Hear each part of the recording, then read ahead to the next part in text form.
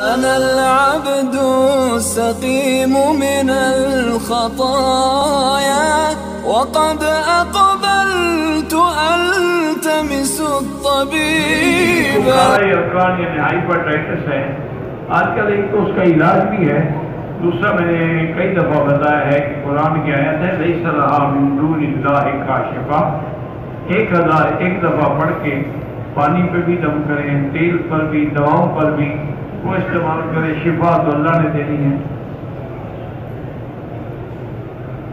کیا حضور کا خواب میں آنا حقیقت نہیں ہے؟ اگر علماء کو خواب میں نظر ہے بالکل حقیقت ہے، اگر وہ آپ کے حلی مبارک کے مطابق ہو پھر خواب سچا ہے۔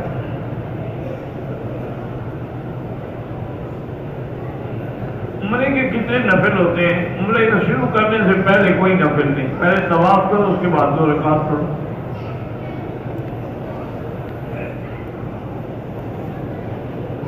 کسی کو عمرے پر بھیجنا ہے اپنے بچوں سے چھپ کر، گناہ تو نہیں ہے، لیکن کیوں وہ برا کام ہے کہ چھپ کے کر رہی ہو؟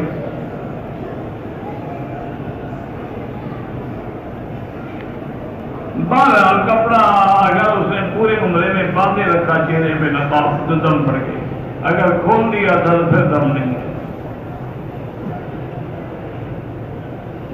ایک عمرہ میں نے کر لیا ہے، دوسرا عمرہ جو ہے وہ 40 نمازوں سے پہلے ہو جائے، 40 نمازوں کو عمرے سے کیا تعلق ہے؟ روز عمرہ کرو۔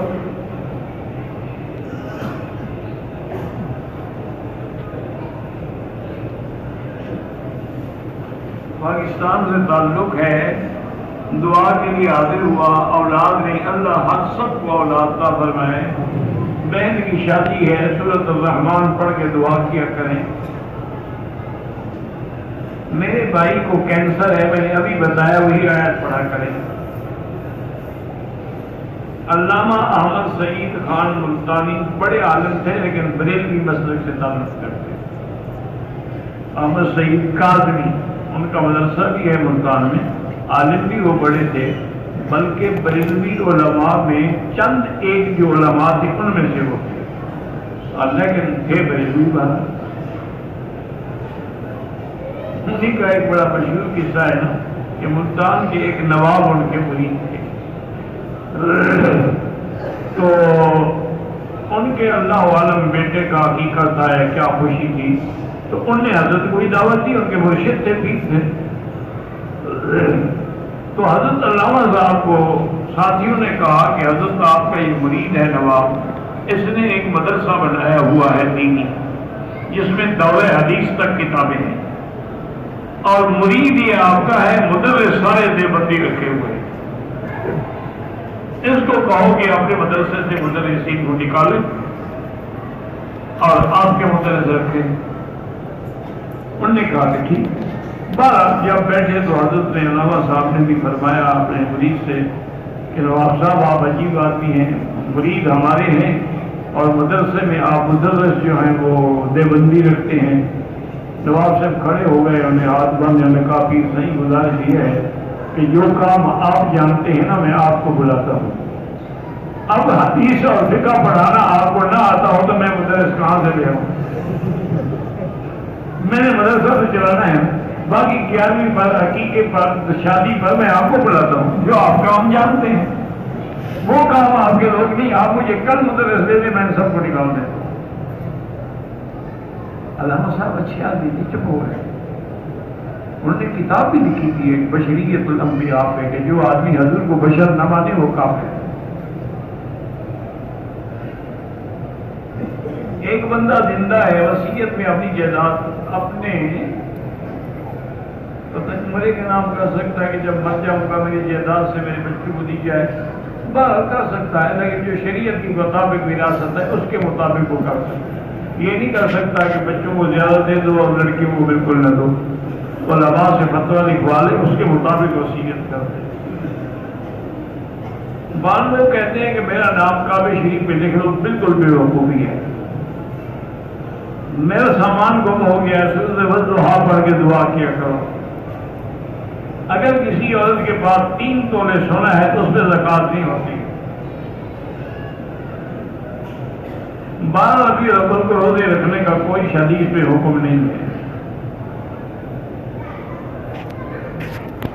زندگی میں اپنی جائیداد شریعت کے مطابق وصیت کر کے لکھ سکتا ہے.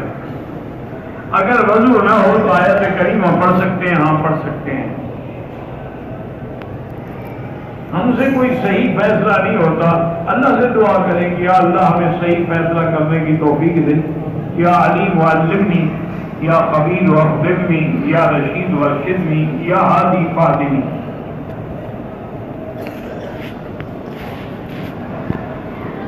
داڑھی میں کٹ بنانا انگلش اسٹائل بہت ناجائز ہے. وہ مسلمان اور شوق کو کٹ تو وہ تو انگریزی کٹ کا ایک نقل ہے، حضور کی سنت تو نہیں ہے.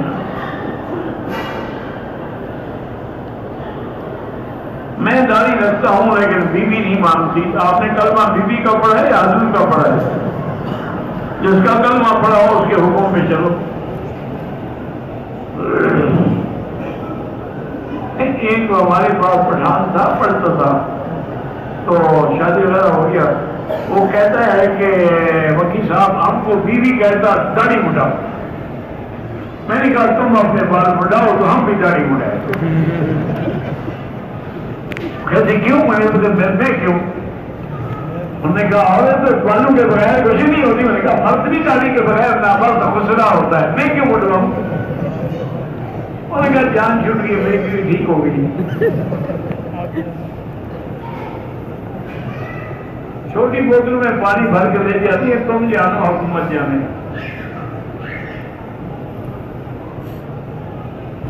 مسجد عائشہ سے بھی عمرہ ہو سکتا ہے، جیرانہ سے بھی ہو سکتا ہے، جہاں سے اللہ توفیق دے جائے. تقدیر کا مسئلہ ہمارا ایمان ہے. نؤمن بالقدر خیرہ وشرہ من اللہ تعالی والبعث بعد الموت. تمام میں دنیا کی دعا بھی کر سکتے ہیں. ربنا آتنا فی الدنیا حسنۃ، وہ دعا نہیں ہے دنیا کی.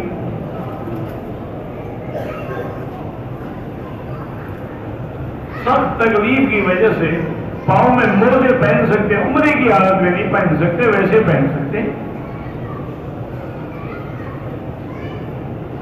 میں پاکستان سے آتے ہوئے عمرے کا ارادہ تھا لیکن احرام نہیں پاتا. جتنے میں احرام پاتا دم پڑ گئی. کسی کے لیے طواف کریں عمرہ کہ انشاءاللہ اللہ قبول کریں گے. قیامت کا میدان شام میں ہوگا، عرفات میں نہیں ہوگا.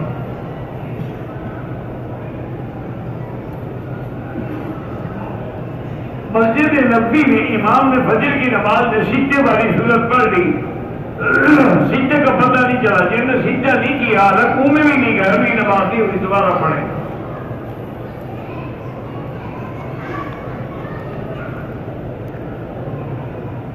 عمرے کا کاروبار کرنے والا کوئی بھی ہو، جب اپنے ملک سے آئے گا وہ بھی عمرہ کرے گا. سید کون ہوتے ہیں جن کا تعلق سیدنا علی سے ہو، سیدنا حسن سے ہو، سیدنا حسین سے ہو. جو لوگ جدے میں رہتے ہیں وہ جدے سے احرام باندھ کے حج کریں گے. مکے میں رہتے ہیں تو مکے سے احرام باندھ کے حج کریں گے. انشورنس کمپنی سے نہ تعلق رکھیں تو اچھی بات ہے، کیونکہ اس میں سود بھی ہوتا ہے، جوا بھی ہوتا ہے. بسم اللہ کے بجائے 786 لکھنا جائز نہیں ہے. بسم اللہ ہی لکھا کریں. کوئی تمہارے نام کے ساتھ عدد نکال کے 420 لکھ دیا کرے تو تم راضی ہو جاؤ گے.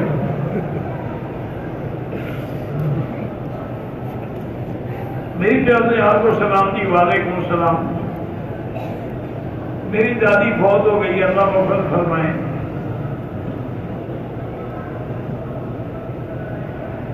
میں ایک دن بریلویوں کے مجلس میں کیا. پہلے دن قرآن خوانی ہوئی، پھر یہ سب چیزیں انہوں نے خود گھڑی ہوئی ہیں، بدعت ہیں. اگر یہ دین ہوتا تو سب سے پہلے صحابہ کرتے. کمزور کوئی نہیں ہوتا، سب مسلمان ہیں. انما المؤمنون اخوۃ. باقی بعض پیشے جو ہیں وہ گھٹیا سمجھے جاتے ہیں، بعض پیشے بڑے سمجھے جاتے ہیں. ورنہ اللہ کے ہاں تو کوئی کمزور نہیں.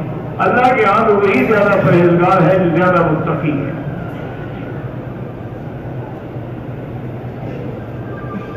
بہرحال یہ بات خاندانوں کا ایک رواج ہے کہ اپنے خاندان کے علاوہ شادی نہیں کرتے.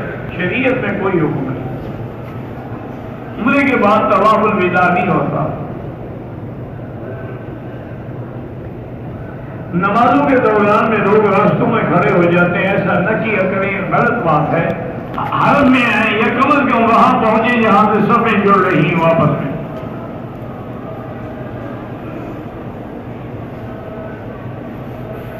بہرحال اگر جیلانہ اور مسجد عائشہ سے ملا کریں اتنی دیر طواف کرتے ہیں، طواف کا زیادہ ثواب ہے۔